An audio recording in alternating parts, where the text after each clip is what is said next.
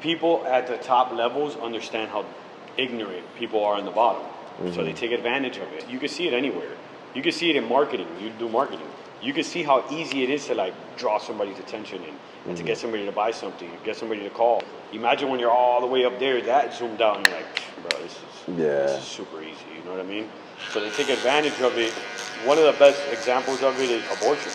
If you think about the whole population plan of action, Desantis is evil for the abortion thing and all this shit, and I'm like, okay, I get that, right? But what you don't realize is it's not about your fucking rights. They don't care about women's rights. Do you think that Joe Biden cares about women's rights? Do you think that any of these idiots up top care about women's rights? No, it's clearly something a lot bigger. They just play the game and they make you emotional about it, and they you know.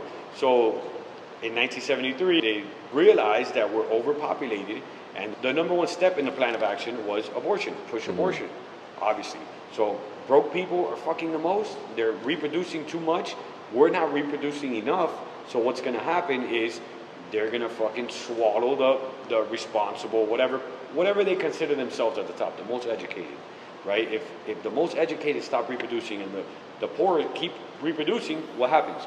I agree with it. It's a fucked up situation. So let's tackle it in the beginning, right? I'm cool with that. Now, instead of just being honest and educating people and like, hey, look, you probably shouldn't reproduce if, you know, your baby's not going to be in the best, you know, circumstances and all these things. They're like, people aren't going to listen. They're ignorant. They're going to think we're evil. I'm trying to justify abortion. We'll make it, and then they're like, bro, how are we going to justify people killing their kids? It's like, we're going to make them feel like it's a woman's right.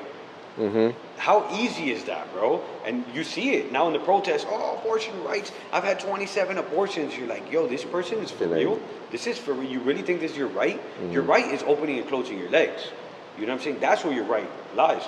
But they got you fucking feeling like this. And that's how easy it is. So imagine now, 50 years later, Roe v. Wade was implemented a year later. Coincidentally, again, right? 50 years later, now that we're in a population crisis, now they get the little, you know, the pawns to be like, nah, I'm conservative, so I'm going to take off Roe v. Wade, or I'm going to fucking put the abortion to 6 weeks, and all these things, and then there's the fight that happens, because like, no, these are my rights. When you don't even understand, bro, this is way beyond you. Yeah. Like this is a stats game.